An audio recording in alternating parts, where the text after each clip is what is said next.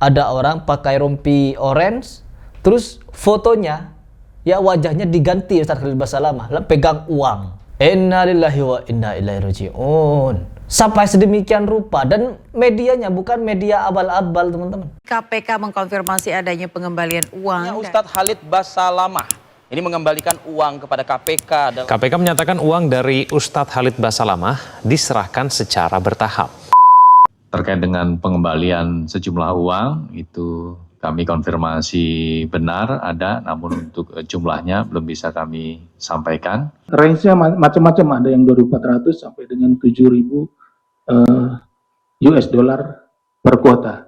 Ya. Itu dengan keputusan Menteri Agama? Keputusan Menteri Resmi Agama. tertulis? Resmi tertulis melalui keputusan Menteri Agama nomornya 130, tanggalnya 15 Januari. Menyebut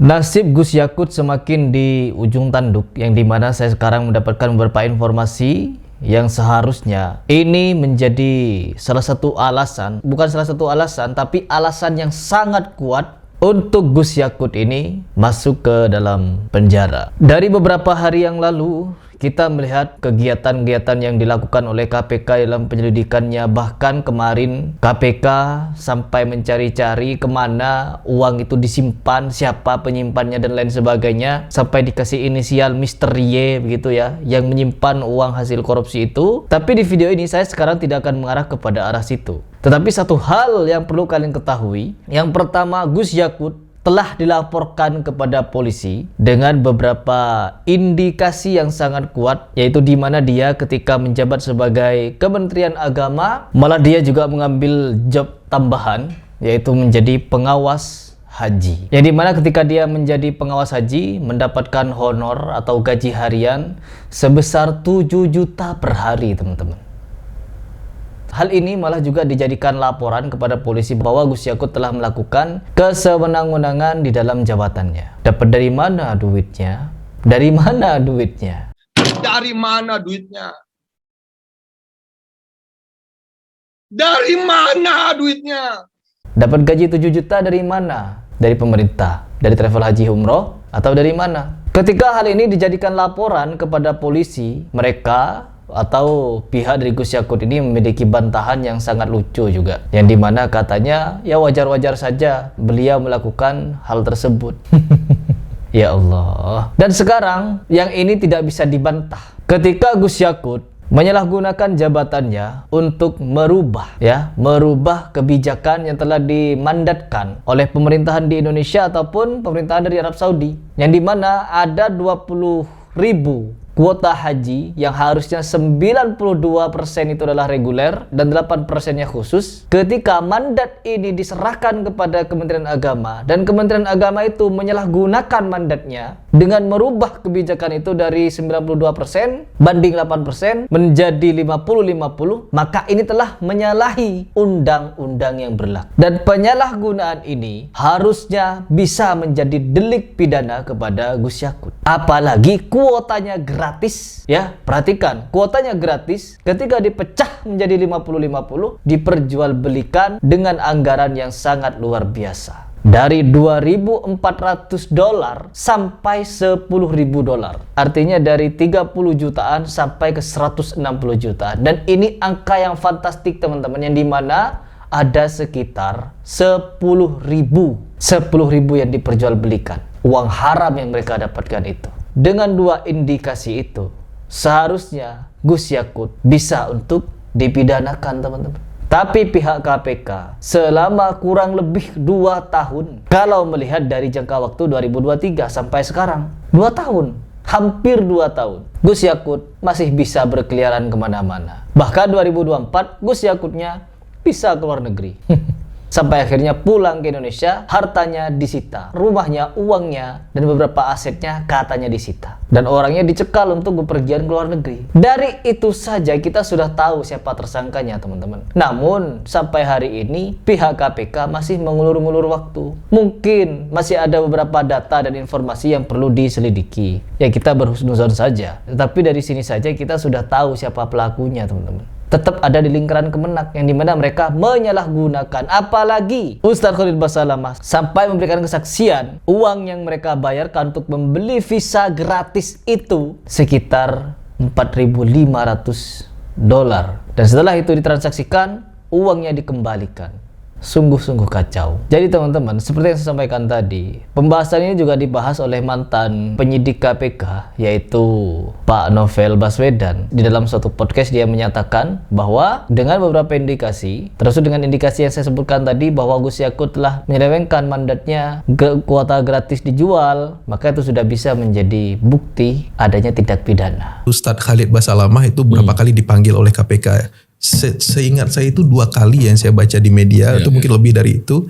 Beliau menyatakan bahwa beliau sudah mengembalikan sejumlah uang kepada penyidik KPK. Nah, ini penting nih Bang, kita berikan edukasi kepada masyarakat. Pengembalian uang ketika dalam proses penyidikan suatu tindak pidana korupsi itu artinya apa sih Bang? Nah, memang menarik ya, pengembalian uang itu harus dilihat. Tidak serta-merta pengembalian uang itu disebut ada suatu perbuatan melawan hukum.